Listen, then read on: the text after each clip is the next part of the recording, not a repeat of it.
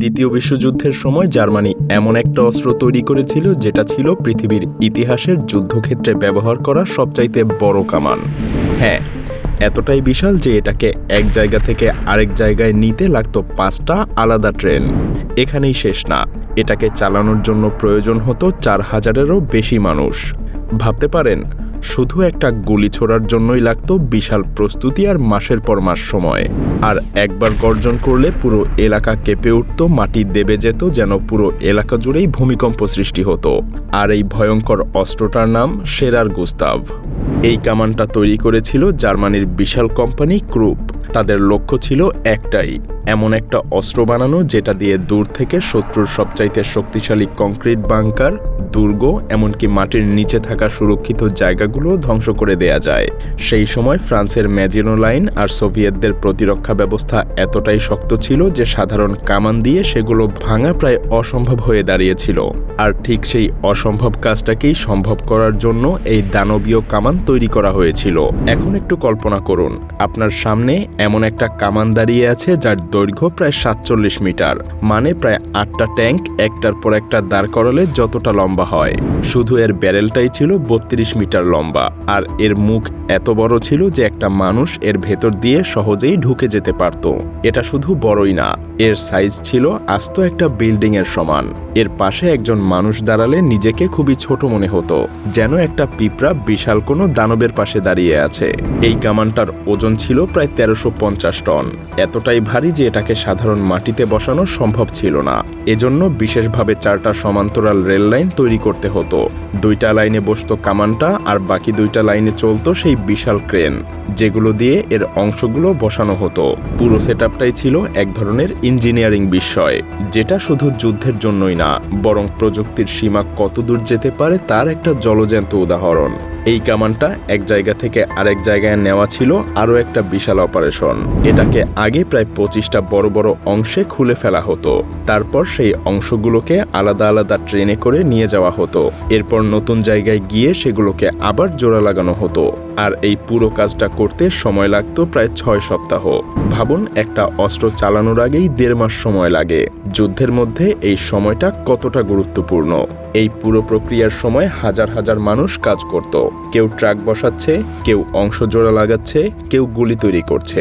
পুরো জায়গাটা দেখতে অনেকটা একটা ছোট শহরের মতো লাগতো, শুধু একটা কামান চালানোর জন্যই এত বড় আয়োজন। এটাই প্রমাণ করে যে এটা কতটা অস্বাভাবিক ছিল। এটা একটা শুধু অস্ত্র ছিল না, বরং এটা ছিল গোটা একটা সিস্টেম। এখন আসি এর সবচাইতে ভয়ঙ্কর অংশে, এর গুলি। এই কামানটার একটা হাই এক্সপ্লোসিভ শেল ছিল প্রায় 8 মিটার লম্বা, আর ওজন ছিল প্রায় 4800 কেজি। যখন এই শেলটা আকাশে ছোড়া হতো তখন সেটা প্রায় 40 কিলোমিটার দূরে গিয়ে আঘাত করত, আর সেটা যখন মাটিতে পড়তো তখন প্রায় 12 মিটার গভীর গর্ত তৈরি করত। মানে আস্ত একটা ভবন সেই গর্তে হারিয়ে যেতে পারে, এমন শক্তি ছিল এই কামানটার। আরেক ধরনের শেল ছিল যার নাম আর্মর পিয়ার্সিং, আর এটা আরো ভারী ছিল, প্রায় 7100 কেজি। এই শেলটা এমনভাবে তৈরি করা হয়েছিল যেন এটা মাটির গভীরে ঢুকে তারপর বিস্ফোরিত হয়। মানে বাইরে কিছু না ভেঙে বরং ভেতরে ঢুকে পুরো কাঠামো যেন ধ্বংস করে দেয়। টেস্টে দেখা গেছে এটা প্রায় 10 মিটার পুরো কংক্রিটও ভেদ করতে পারে। মানে পৃথিবীর সবচাইতে শক্তিশালী বাংকারও এর সামনে নিরাপদ ছিল না।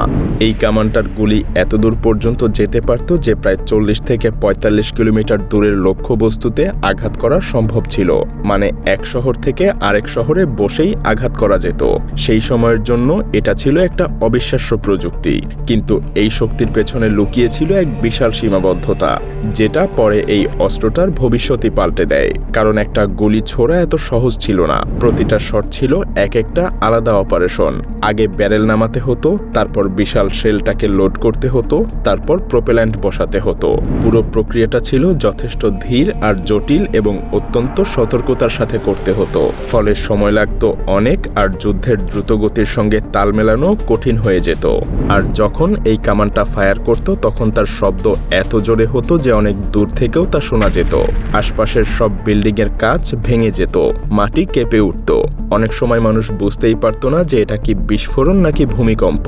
এটা ছিল এমন একটা শব্দ যেটা শুধু শোনা যেত না, বরং অনুভবও করা যেত। আর এই ভয়ঙ্কর কামানটা ব্যবহার করা হয়েছিল সেভাস্টোপোল অবরোধের সময়। সেখানে সোভিয়েতদের শক্তিশালী প্রতিরক্ষা ব্যবস্থা ভাঙার জন্য এই দানবকে ব্যবহার করা হয়। একটা শেল গিয়ে আঘাত করেছিল মাটির নিচে থাকা অ্যামুনিশন ডিপোতে। বিস্ফোরণের পর পুরো জায়গাটা ধসে পড়ে, আশপাশের সবকিছু ধ্বংস হয়ে যায়। সেই মুহূর্তে এই কামানটা তার আসল শক্তি দেখিয়েছিল। কিন্তু এখানেই প্রশ্নটা আসে, এত শক্তিশালী হওয়ার পরেও কেন জার্মানরা সেই যুদ্ধ জিততে পারল না? কারণ বাস্তবতা হলো এই কামানটা ছিল যতটা শক্তিশালী তার চাইতেও বেশি ছিল এর সীমাবদ্ধতা। এটা খুবই ধীরে কাজ করত।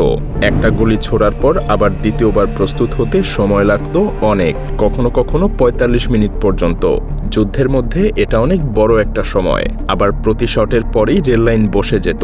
বিস্ফোরণের শক্তি এত বেশি ছিল যে মাটির নিচের কাঠামো পর্যন্ত নড়ে যেত।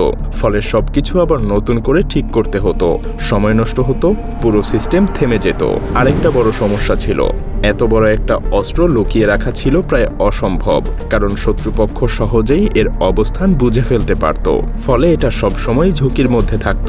সব মিলিয়ে এটা ছিল প্রযুক্তির দিক থেকে অসাধারণ, কিন্তু যুদ্ধের বাস্তবতায় এটা খুব একটা কার্যকর না। শেষ পর্যন্ত যুদ্ধ শেষ হয়, আর এই দানবীয় কামানটাকে খুলে ফেলা হয়, টুকরো টুকরো করে ছড়িয়ে দেয়া হয়। আর আজকে এর সম্পূর্ণ অস্তিত্ব আর কোথাও নেই। কিন্তু একটা প্রশ্ন থেকেই যায়, মানুষ যখন যুদ্ধের জন্য এমন দানব তৈরি করতে পারে, তখন ভবিষ্যতে সে আর কি তৈরি করতে পারে? আর সেই প্রযুক্তি কি শুধু যুদ্ধেই সীমাবদ্ধ থাকবে, নাকি সেটাই একদিন মানুষের জন্য সবচাইতে বড় হুমকি হয়ে দাঁড়াবে?